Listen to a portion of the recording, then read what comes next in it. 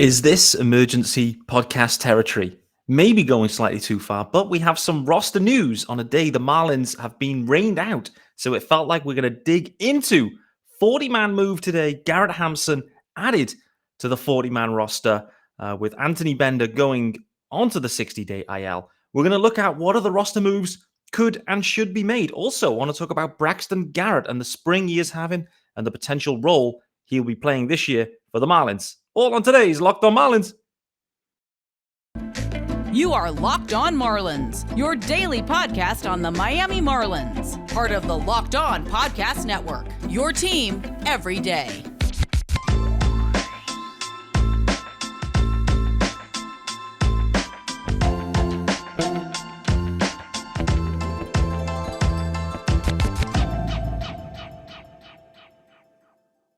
Greetings from England and welcome to Locked On Marlins. This, of course, is your daily Marlins podcast. And I, of course, am your host, Peter Pratt. Hit me up on Twitter at Miami Marlins_UK. Hit subscribe to the pod wherever you get them. It is your team every day and it is free and available everywhere. Head over to YouTube as well. Hit subscribe there too. Locked On Marlins. You will see there is no guest in tow. It is me riding solo on Wednesday, the 15th of March. Sean Barrett, if you are listening, hope you are getting well, brother. He has not been well since the Monday episode. Hope this brings a little bit of pleasure or enjoyment to your recovery. We're going to be talking about Garrett Hampson. I'm not sure if that's going to help. And Braxton Garrett. Before we do that, though, guys, reminder this episode is brought to you by FanDuel Sportsbook. It's the official sportsbook of Locked On. Make every moment more. Visit FanDuel.com/LockedOn today to get started. All right, guys, welcome to Wednesday's episode. This was going to be a slightly different episode. However, had to flip the script. The Marlins, they dropped some huge news, kind of. Well, we have a roster move, and it felt pertinent to get into this. So what's the news? Garrett Hampson has been added to the 40-man roster. I mean, you can tell we're really scratching around for big news. The Marlins are not playing today with a rain out, unfortunately. Yuri Perez was scheduled to start that game, so we would have had some nice content off the back of that one. However, rain gets in the way. Game is postponed, cancelled, and we are then left talking about Garrett Hampson being added to the 40-man. Firstly, on Hampson, it's he was added, it was a minor league pickup, and I think the mechanics or the rationale for there was some sort of opt-out within the minor league agreement that Hampson could opt out if not added to the 40-man. And I guess the Marlins have made the call now to make that move happen before Hampson opts out and ends up leaving as a free agent again and going elsewhere. So it felt like earlier in spring or heading into camp, a lot of people saw Hampson maybe as a sleeper pick to make this roster the opening day roster, the 26-man. And so I would say that the one other thing to say about Hampson is he does have one minor league option year remaining. And so whilst he's added to the 40-man, it isn't necessary for him to make the opening day roster. They have that flexibility. And in reality, that Garrett Hampson offers the versatility and the flexibility, both in terms of his defensive alignments and his contractual situation, the fact that the Marlins don't have to carry him on the opening day roster. Garrett Hampson last year, you go and look at some numbers. I don't think I really dug into this at the point when the minor league deal was signed.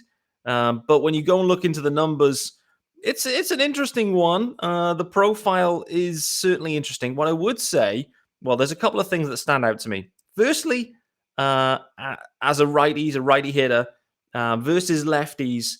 Last year, he hit 296 against lefties. Again, this profile continues to be added to the Marlins organization and now the 40-man roster, where they're looking at guys that can actually hit against lefties.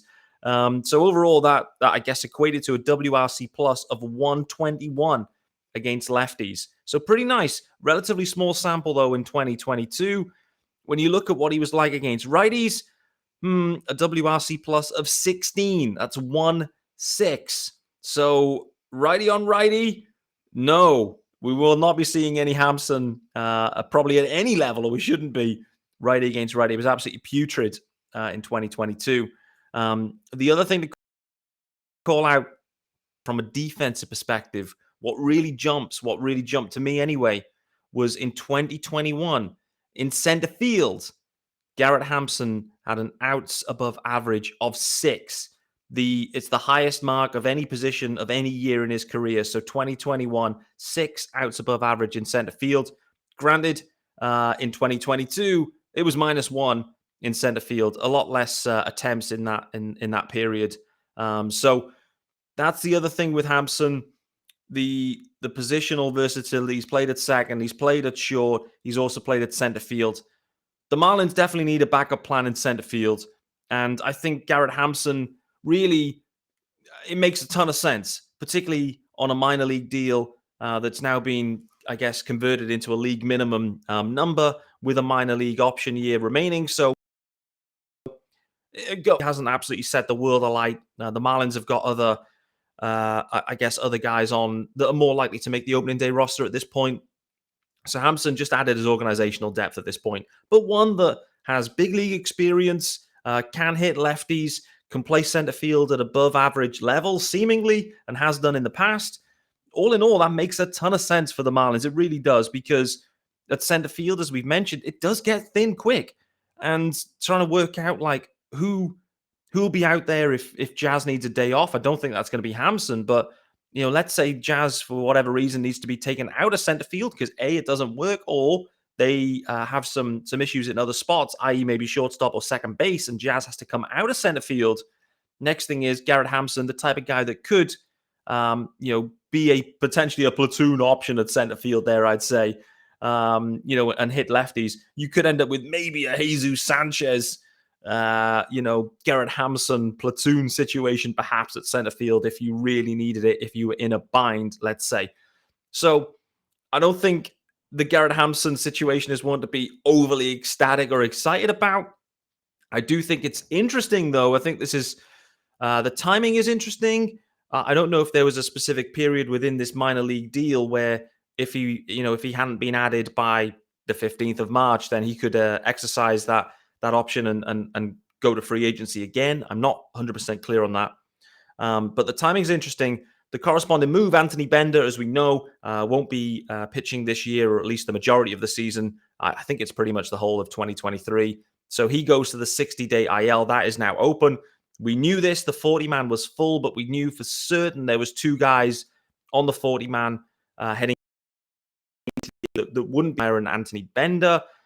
We also then have the news on Nick Enright also. Looks like he'll likely be a 60-day IL candidate as well as he continues his recovery and rehab. So that's, we wish him well, obviously, as well. But I think with that news, there's now 3 spots open in all likelihood here for the Marlins. The interesting bit is, all 3 spots, all 3 pitchers. It looks like they're going to be adding, they've added Hampson already, so that's 1 spot down. They may well need to add, they likely will add Yuli Gurriel and also Jose Iglesias to the 40-man and also likely the opening day roster as well. So we're starting to see how the roster is shaping up and what moves could be made. The other one to call out too, if indeed another guy, we're talking about Sixto Sanchez. He's on the recovery pathway, let's say. But the reality is for Sixto, he could very easily land on the 60-day IL as well for the Marlins if they need to open up another spot, which I think they will need to open up another spot. And so we'll wait to see, because Sixto was recently optioned down to AAA. So perhaps, I guess the mechanics of that would be they'd need to promote Sixto back to the major league level and then transfer major league IL. Is that how it works? Man, oh man. Baseball and contracts and minor leagues, it's so complicated. But anyway, with that being said, one thing that isn't complicated, guys, are our good friends over at FanDuel. Let's pump up these sexy graphics for those that are watching. See, if you aren't watching, head over to YouTube, hit subscribe, and you can see these graphics. Yes, sir, there they are. It is, probably past the midway point of the NBA season now, guys, and it's the perfect time to download FanDuel, America's #1 sportsbook, because new customers get a no-sweat first bet up to $1,000, $1,000. That's bonus bets back if your first bet doesn't win. Just download the FanDuel Sportsbook app. It's safe, secure, and super easy to use. Then you can bet on everything from the money line, the point scorers, a number of threes drained. It is tons of stuff to get into. Plus, you can even combine all of these bets together for a chance for a bigger payout with a same-game parlay. Almost botched it. Kind of brought it back. Well done, me. Don't miss the chance to get your no-sweat first bet up to $1,000 back in bonus bets when you go to fanduel.com/lockedon. That's fanduel.com/lockedon to learn more. Make every moment more with FanDuel, an official sports betting partner of the NBA. Okay, mini botch in there, but vibed through it is what it is. So we're expecting more news, I think. We're expecting more roster churn and some more decisions to be made on the 60-day ILs to clear some spots for Gurriel and Iglesias. As we sit back and dwell on those signings, it's pretty obvious they're going to be making the team, in my opinion. I don't think those guys are signing with the Marlins on a minor league deal to be or sent down to the minors to start the season. It's just not going to happen. The Marlins were willing to offer Gurriel $3 million to play. They took a look at some other guys at first base. And I guess the one guy they didn't take a look at really that they mentioned they would do was Nick Fortes. They were saying perhaps Fortes would see some time at first base and back that up. We didn't see Fortes there at all. We saw Groshans. We saw tons of other guys, Herrera and Encarnacion. But overall, the Marlins made the decision and got the deal done for Yuli Gurriel, I think, which does add some experience, clearly, some depth. He was the batting champ in 2021. So makes a ton of sense from that perspective, team. And I think in reality, so is Iglesias. So the Marlins are going to need to clear some more spots. There's some roster moves. I also think there's going to be a need at some point, whether that's opening day or very near to it, to be adding either Dan Castano or Devin Smeltzer onto the 40-man and potentially the opening day roster. Also, Dan Castano, I must say, is having a wonderful spring. One guy that isn't having a wonderful spring and is actually having a really terrible spring pitching-wise is Braxton Garrett.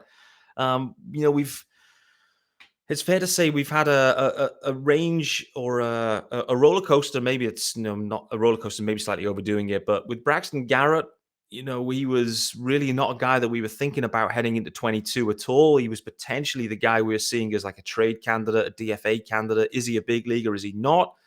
In 2022, when he got his opportunity, he certainly took that opportunity and definitely looked like a big leaguer. It looked to me like he could get big league outs for certain. I mentioned it a few weeks back too. I think there is a reliever profile in there too, if required. Like he does lean pretty heavily onto that slider for certain. That lefty slider, which works nicely. So I could see that for Garrett. All indications to me suggest that the Marlins wanted Garrett to maybe transition into the bullpen to start the year, likely as the long man, spot starter, that kind of role. But we have to say, in spring, it has been absolutely putrid from Garrett. Not good. The numbers have not been good overall. Granted, I haven't seen all of these starts. I mean, it's hard to see all these starts. Hardly any of it is televised. So you can only kind of go off the numbers. But it really hasn't been good. Overall, for me, I've always been on the of the opinion that Garrett should really be going down to AAA and starting the year there if indeed he wasn't going to make the rotation. If the main five, and that's maybe a little bit unfair because Garrett could earn himself a spot ahead of, say, Edward Cabrera. But again, the way spring is going, that is a no contest right now. I've always felt that the Garrett should be down at AAA, ready to go for if there's a problem within the rotation. Seems like the Marlins are going away from that and are maybe happy to or comfortable to have Castano and Devin Smeltzer maybe sitting there in AAA, ready to come up. Maybe they then transition things around. Castano's proven it over the years that he has the ability to come up and be a spot starter, a 5-inning guy, whatever. He's dependable in that role. Feels like Smeltzer has similar profile and similar qualities. So it's going to be interesting to see the way the Marlins mix and match it. But I do think that, with Garrett, he's shown enough that he works as a starter. The Marlins, I think, could see, long man duties out of other guys and keep, a Braxton Garrett kind of sat there at AAA ready to go. So I'm really intrigued to see the way they play this all out. Every indication we're getting is one, and this is mainly driven by, I would say, Craig has mentioned it a couple of times that he thinks Garrett will make the team as a reliever. Maybe they've got this 6-man kind of vibe, or Garrett will give guys days off. So if Craig has that opinion, it's likely well founded. So the gut feel is that Braxton will make this team. He definitely hasn't done his chances any good in spring, and so Cueto, I guess, equally has not been good in spring, and he's definitely making the team. So I don't think their opinion would change drastically based on a couple of outings in spring, which haven't been good, fair, which we have to acknowledge. So we'll wait and see how it goes on Garrett. But who are the depth guys? If Garrett is in the bullpen, really, it starts to get thin pretty quick, right? Because the two I mentioned there, Castano and Smeltzer, perhaps. Then you're perhaps into like a Brian Hoeing situation. And then, of course, you got Yuri Perez kind of sat there. But it's clear, like, Yuri's still, obviously, I mean, he is young. He's relatively inexperienced, and he's still got stuff to work on himself. And so I don't think he needs to be overly rushed. The Marlins shouldn't be rushing him if indeed they can help it. And so, again, that's why I think Garrett adds value there as the kind of sixth man down in AAA ready to go. And then maybe kind of Castano and Smeltzer can move around as required. So we'll wait and see on that one, guys. I think it's a really interesting wrinkle here. The roster's definitely taken shape. Clearly, we're starting to get more and more discourse around Brian De La Cruz and Jesus Sanchez because it's starting to become clear that they're struggling to find a spot. The two, Brian De La Cruz obviously has minor league options, but has a better track record, I would say, at the major league level. If you go back to the end of last year, he certainly would have earned that spot. He's one of the hottest hitters in the league for the last, 6 weeks. Jesus Sanchez, more generally, it was not a great year, it's fair to say. It was a bit of a disappointing year, although I understand. My watch doesn't understand that Jesus Sanchez wasn't having a great 21. But I think with Jesus, there's a few things under the surface too with him in terms of this, sleeping in, missing the game kind of situation. Maybe there's some growing up that he needs to do. Maybe there's just some of the Sixto Sanchez knocks, maybe of, does he want it? Does he want to be a big leaguer? Does he have the desire? Does he have the mentality to make it, to put it in? He looks like he wants to have a lot of fun, which is all well and good. I think it's easy to have a smile on your face, and particularly when you're performing. However, if things then you need to knuckle down and find ways to adapt and adjust. I must say, what we're hearing as well, the new hitting coach, Brant Brown, he seems to be working with all the guys in different ways on different tweaks and mechanics and et cetera, et cetera. So then Jesus Sanchez, I think, has a lot to prove. He's walking a tightrope right now. The interesting bit is what happens if the Marlins decide no on Jesus Sanchez for opening day, and then in a position of 0 minor league options. What do? You're looking for a trade partner. The same was true of Lewin Diaz. I could certainly see a situation where you end up with maybe a kind of the merry-go-round perhaps with Jesus Sanchez. A lot of people like the profile. I get it. The profile is intriguing with the power that has played. We have seen the power play, obviously. So it may not be quite as extreme as Lewin Diaz. Perhaps the Marlins can find a trade partner for Jesus Sanchez. But, we're all sitting there dreaming on Jesus Sanchez becoming this big leaguer. What we've seen in the relatively brief stint, I mean, he was given a decent enough leash in 22 whilst being asked to play center field, but we don't have confidence that he can be an everyday player. We don't have that confidence right now. He certainly shouldn't be hitting lefties. We know that. So he's absolutely, a strong platoon guy at best. But I think the Marlins have got themselves in a conundrum. It comes back to last season where they optioned him once the season was already cooked, and burned that option year. It was a bit of a puzzling decision then. It's now even more puzzling now because the outfield's crowded, and it's crowded at the moment with Jorge Soler potentially that's on the roster. He may only be on the roster for 1 year, and so the Marlins feel a little bit trapped with this situation where Soler may be gone. They may be looking at Jesus Sanchez in a year's time. Great, he can step up into that role, but fundamentally right now they have to carry him on the roster or look to trade him or DFA him. There's so many options here. Brian De La Cruz, in my opinion, deserves the spot. He's proven it. He's having a nice spring also.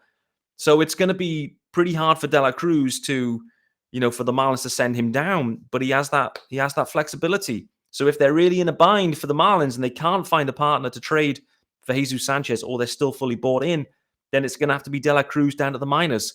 It's a really interesting story. It's one of the only interesting stories, perhaps, associated with this roster. Those two guys in particular, there's only one spot, in my opinion, and it's two guys going for it, one of which doesn't have minor league options.